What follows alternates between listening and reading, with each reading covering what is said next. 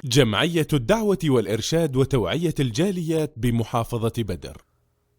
الحمد للہ رب العالمین والصلاة والسلام علی اشرف الانبیاء والمرسلین نبینا و حبیبنا محمد وعلی آلہ وصحبہ اجمعین، اما بعد۔ محترم سامعین کرام، کسی کے لیے اللہ سے شر مانگنا یا نقصان مانگنا، یا کسی کو شر اور نقصان کی دعا دینا، اس کو بد دعا کہتے ہیں، اور یہ بدبختی کی علامت ہے، بدبختی کی نشانی ہے۔ کسی کے لیے بد دعا کرنا، اس کی اگرچہ شریعت کے اندر اجازت ہے، سلف صالحین کا مزاج بلکہ مزاج نبوی بھی ہے، لیکن کسی کی بد دعا سے بچنا یہ ایک مسلمان مومن کے لیے بہت ضروری ہے، کیونکہ بد دعا ایک مظلوم کی آہ ہوتی ہے، پکار ہوتی ہے، اور یہ اللہ رب العالمین کے عرش تک بہت جلدی سے پہنچتی ہے۔ بہت سارے کام ایسے ہیں جو آج کے زمانے میں اگر ہم کریں گے تو آقا علیہ الصلاۃ والسلام کے بد دعا والے الفاظ موجود ہیں، جیسا کہ مسجد کے اندر گم شدہ چیز کا اعلان کرنا۔ کوئی بھی چیز گم ہو گئی آپ کی اپنی جگہ پہ، آپ کے کھیت میں، آپ کے گاؤں میں، آپ کے محلے میں، بازار میں، یا کوئی بھی چیز مسجد میں گم ہو گئی، تو اس چیز کا مسجد میں اعلان کرنا، اس کے اوپر آقا علیہ الصلاۃ والسلام نے بد دعائیہ کلمات ارشاد فرمائے ہیں۔ بخاری مسلم کی روایت ہے، آقا علیہ الصلاۃ والسلام نے فرمایا، جب تم کسی شخص کو یہ سنو کہ وہ مسجد میں اپنی گم شدہ چیز کا اعلان کر رہا ہے، تو کہو لا ردہ اللہ علیک، اللہ تعالیٰ وہ تجھے تیری چیز واپس نہ کرے، تیری چیز تیرے پاس لوٹ کے نہ آئے۔ اور حدیث کے الفاظ ہیں کہ الشیء الضال، جو چیز گم ہو جائے، ہم اس میں بعد میں بات کریں گے کہ شیء ضالہ سے کیا مراد ہے۔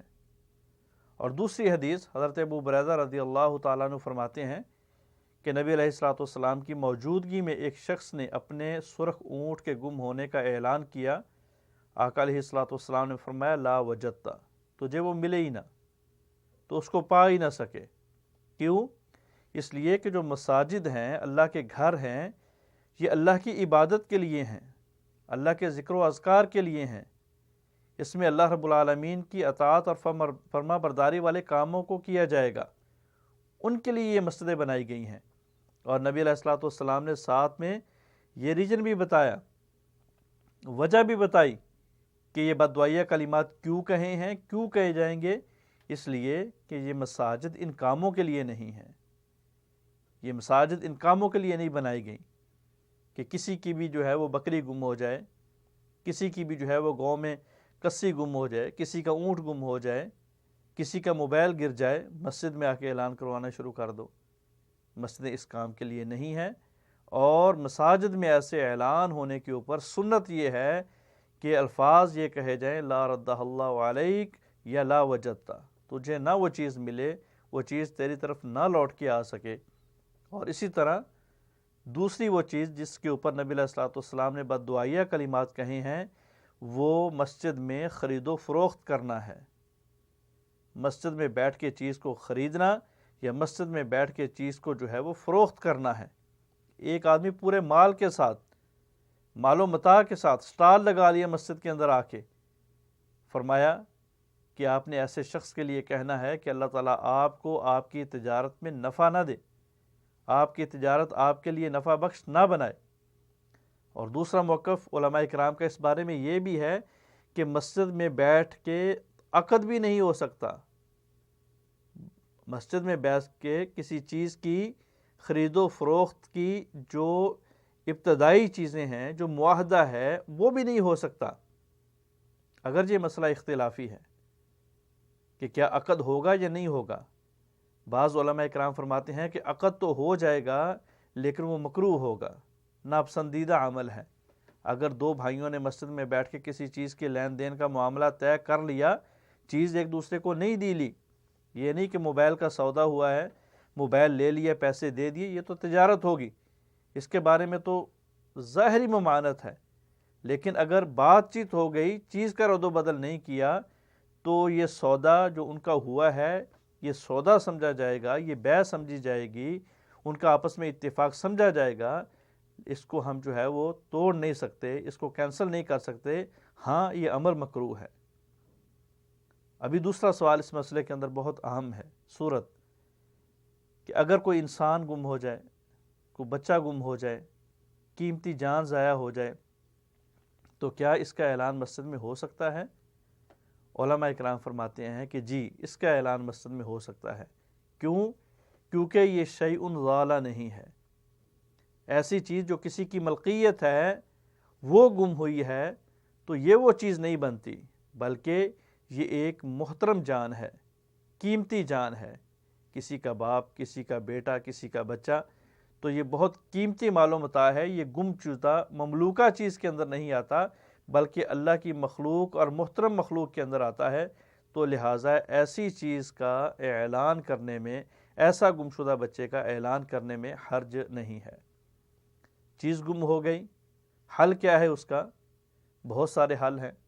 حضرت عمر رضی اللہ تعالیٰ عنہ نے اپنے دور حکومت میں مسجد کے کونے میں ایک جگہ بنائی تھی کہ آپ اس مسجد کے اوپر چڑھ کے کسی بھی قسم کا اعلان کر سکتے ہیں، کسی بھی قسم کا جو ہے وہ آپ گمشدہ چیز کا لوگوں کو بتا سکتے ہیں۔ تو آج کے دور میں بھی ایسا ہو سکتا ہے، ہر چیز ممکن ہے۔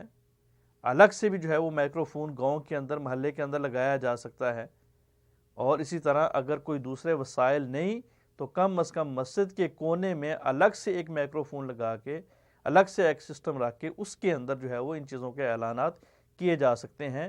کیوں؟ کیونکہ یہ طریقہ حضرت عمر رضی اللہ تعالی عنہ نے قائم کیا، اور آقا علیہ الصلوۃ والسلام نے فرمایا علیکم بسنتی وسنت الخلفاء الراشدین المہدیین، میری سنت کو، میرے طریقے کو شریعت میں لینا ہے، اور اس کے بعد میرے خلفاء راشدین کے طریقے کو لینا ہے۔ دوسرے نمبر پہ ان چیزوں کا اعلان لکھ کے مسجد کی باہر والی سائڈ پہ لگایا جا سکتا ہے، یا کم از کم علماء اکرام کہتے ہیں کہ جو حصہ واش رومز وغیرہ کا ہے وہاں پہ اس طرح کے اعلانات لگائے جا سکتے ہیں۔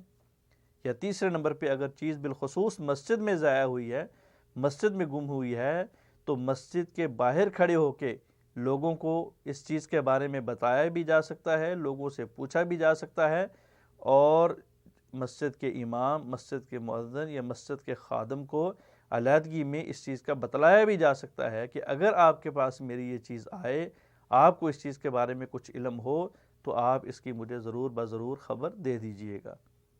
تو بہرحال پتہ چلا کہ دو چیزوں کا اعلان مسجد میں جائز نہیں ہے۔ اگر کریں گے تو نبی علیہ الصلوۃ والسلام کی طرف سے بد دعائیہ کلمے ہیں۔ نبی علیہ الصلوۃ والسلام سے اس اعلان کے کرنے میں ہمارے لیے خیر نہیں مانگی گئی، نفع نہیں مانگا گیا، بلکہ نقصان مانگا گیا ہے۔ فرمایا گمشدہ چیز کا اعلان کرو گے، لا ردہ اللہ علیک، اللہ تجھے لٹائے ہی نہ، اور اسی طرح اگر خرید و فروخت کرو گے تو فرمایا کہ اللہ تعالیٰ تیرے کاروبار، تمہاری چیز تجارت میں نفع ہی نہ دے۔ اللہ قرآن و حدیث میں عمل کرنے کی توفیق عطا فرمائے۔